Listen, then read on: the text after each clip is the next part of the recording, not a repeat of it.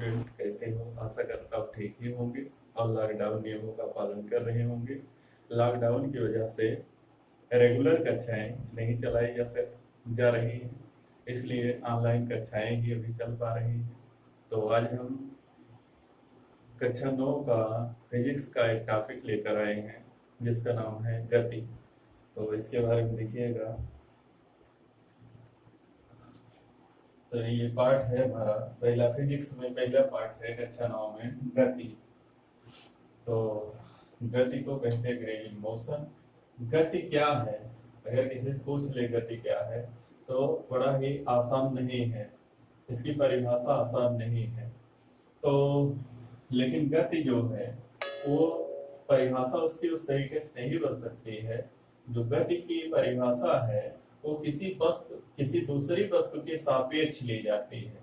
जैसे दो वस्तुएं हैं, एक वस्तु स्थिर है और दूसरी चल रही है, तो हम देखेंगे कि एक वस्तु की तुलना में अगली वस्तु समय के साथ कितना अपना स्थान बदल रही है, वो उसकी गति कहलाती है।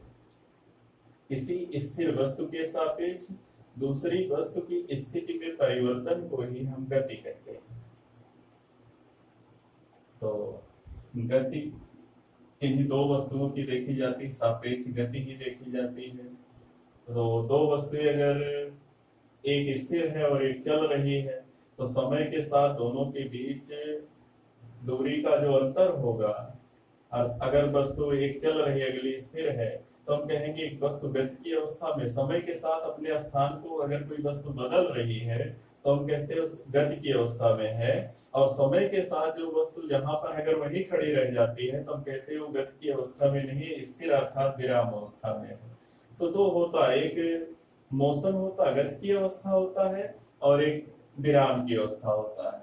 तो गति की अवस्था में वस्तु समय के साथ अपनी स्थिति बदलती है और विराम अवस्था में वस्तु जो होती है समय के साथ अपनी स्थिति में परिवर्तन नहीं करती है। गति देखिए, यहाँ हमको दो प्रकार है, एक समान गति और असमान गति। एक समान गति क्या होती है?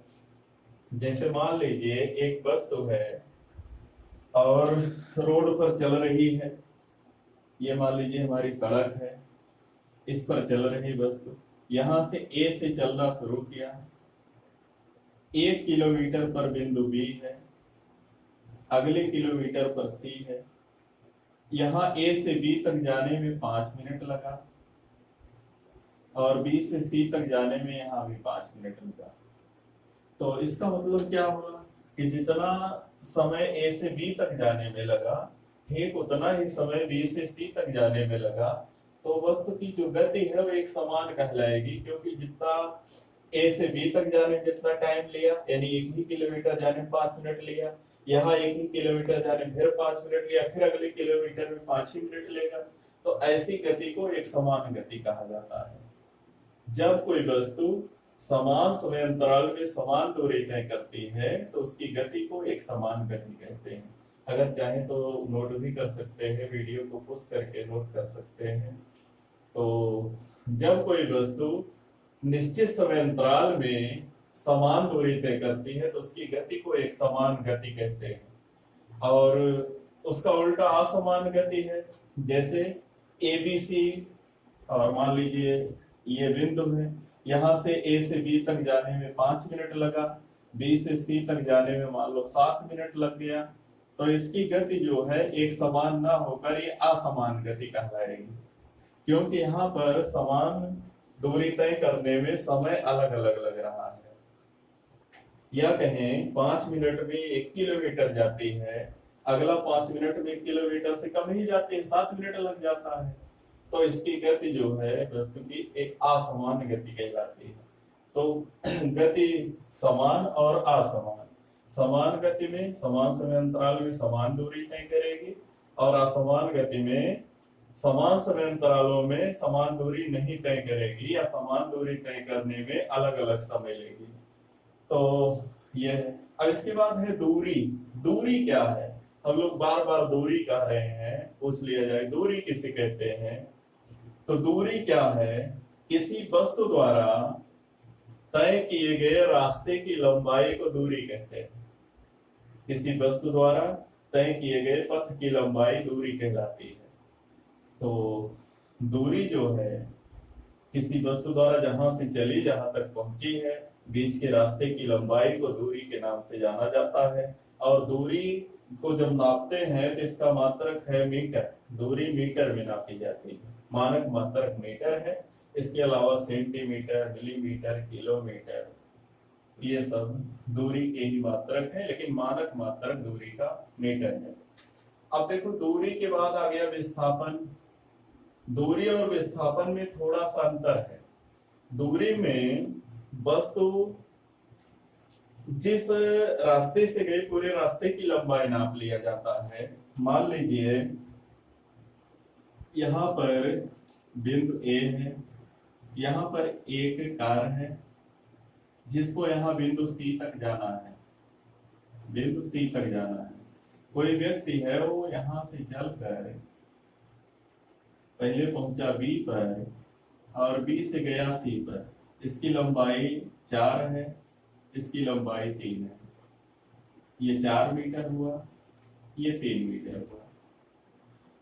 तो अगर पूछा जाए कितनी दूरी तय किया, मान लो कार है जो ए से चलकर बी तक गया 4 मीटर, या किलोमीटर कह सकते हैं, या ए से बी तक जाने में 4 मीटर की दूरी तय किया, बी से सी तक 3 मीटर, कुल चली गई दूरी इसकी हो गई 4 3 7 मीटर। 7 मीटर इसने दूरी तय किया। कितना? 7 मीटर। 7 मीटर दूरी तय किया। अब अगर पूछा जाए कि तो विस्थापन कितना हुआ, विस्थापन ये सीधी दूरी नापी जाएगी। प्रारंभिक और अंतिम स्थितियों के बीच की सीधी दूरी को विस्थापन कहा जाता है। तो ये हो जाएगा अगर पाइथागोरस प्रमेय से हल किया जाए, जो कि कक्षा 7 में मिला है। कक्षा 7 में गणित में है पाइथागोरस प्रमेय, बताया गया होगा 4 का वर्ग 16, 3 का वर्ग 9, 16 9 25, 25 का वर्गमूल 5, ये होगा 5 मीटर। तो अगर पूछा जाए तो विस्थापन कितना आया, कहोगे 5 मीटर। ये अंतर है दूरी और विस्थापन में। दूरी पूरे रास्ते की लंबाई नापता है और विस्थापन जहां से चला है और जहां पर पहुंचा है उसके बीच की सीधी दूरी नापता है। तो विस्थापन में दिशा का ध्यान रखा जाता है, कहां से चले, किस तरफ चले हैं, तो इसमें दिशा का ध्यान रखा जाता है। इसीलिए कहते हैं विस्थापन सदिश राशि है। जबकि दूरी में कोई दिशा नहीं होती, जिस भी रास्ते से वस्तु जाती है उस लंबाई को जोड़ दिया जाता है, उसको दूरी कहते हैं। तो दूरी किसी वस्तु द्वारा तय किए गए रास्ते की लंबाई को दूरी कहते हैं। विस्थापन किसे कहते हैं? किसी वस्तु की प्रारंभिक और अंतिम स्थितियों के बीच की सीधी दूरी को विस्थापन कहा जाता है। दूरी एक अदिश राशि है जबकि विस्थापन एक सदिश राशि है। अब इस चित्र में हमने देखो दूरी दिखाया, 4 से 7 मीटर चली गई दूरी है। पहले ए से बी पर गया, बी से सी पर गया, चली गई दूरी 7 मीटर। अगर विस्थापन कहें तो हमने पाइथागोरस प्रमेय का प्रयोग किया और इसको हल किया, विस्थापन आ गया 5 मीटर। तो ये अंतर है दूरी और विस्थापन में। दूरी अदिश राशि है और विस्थापन एक सदिश राशि है। अब इसके बाद आता है चाल। चाल क्या है? जैसे दूरी और विस्थापन है वैसे चाल और वेग भी है। किसी या कहें एक सेकंड में चले गए पथ की लंबाई को चाल कहते हैं। या किसी वस्तु द्वारा एकांक समय में, एकांक का मतलब समय का मान एक हो, चाहे 1 मिनट हो, 1 सेकंड हो, 1 घंटा हो, एक हो, एकांक समय में किसी वस्तु द्वारा तय की गई दूरी को इसकी चाल कहते हैं। एकांक समय में किसी वस्तु द्वारा तय की गई दूरी को वस्तु की चाल कहते हैं। मान लीजिए 1 सेकंड में कोई वस्तु है जो 8 मीटर चलती है। 1 सेकंड में 8 मीटर चलती है, तो इसकी चाल हो जाएगा 8 मीटर प्रति सेकंड। 8 मीटर प्रति सेकंड, यानी 1 सेकंड में 8 मीटर चलता है तो चाल हो जाएगा 8 मीटर प्रति सेकंड। यानी एकांक समय में चली गई दूरी को चाल कहते हैं। यहाँ पर अगर हम मान लें कि ए से बी तक और बी से सी तक जाने में मान लो 1 सेकंड लगा हो, तो 4 पे 7 मीटर प्रति सेकंड कहेंगे, 7 मीटर प्रति सेकंड कहेंगे।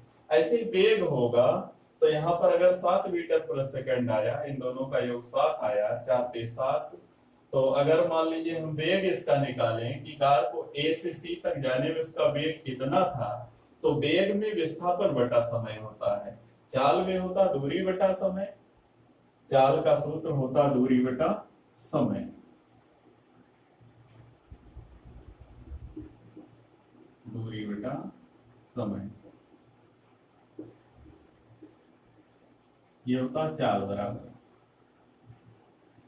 चली गई दूरी को समय से भाग देते तो हमको निकल जाता है चाल, मिल जाता। वस्तु की चाल हम इस तरीके से निकाल सकते हैं, वस्तु द्वारा चली गई कुल दूरी और उस दूरी को तय करने में लगे समय से भाग देते तो हमको चाल मिल जाती है।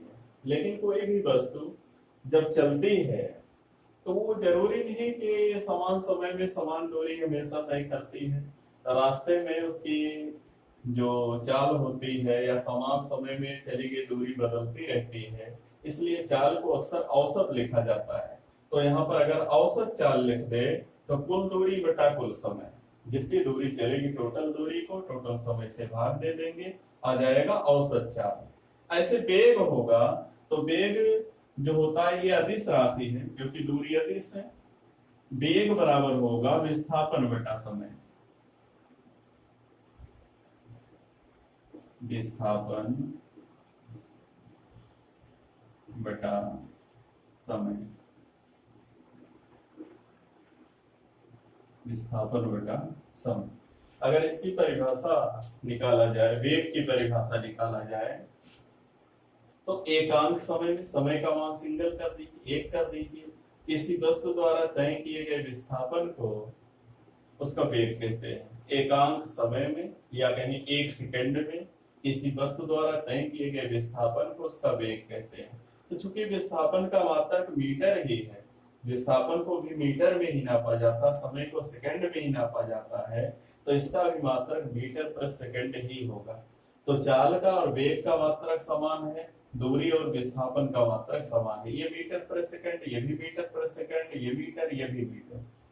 तो ये इतना है। वेग भी हमेशा समान नहीं रहता, तो अक्सर औसत वेग यहाँ भी लिया जाता है।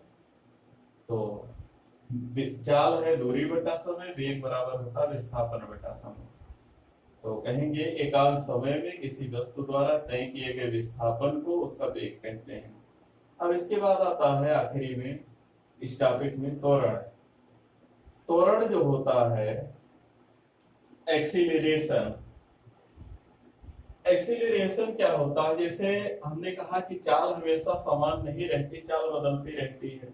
वस्तुओं का वेग हमेशा बदलता रहता है, हर जगह एक समान नहीं होता है।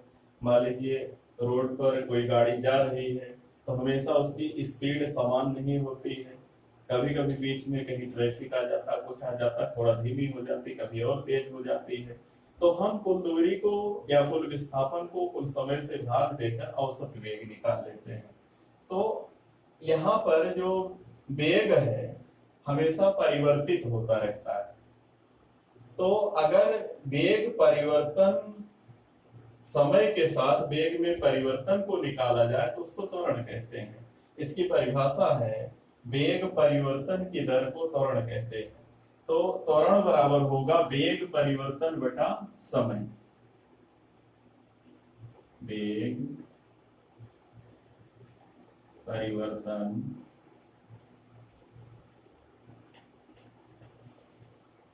बटा समय।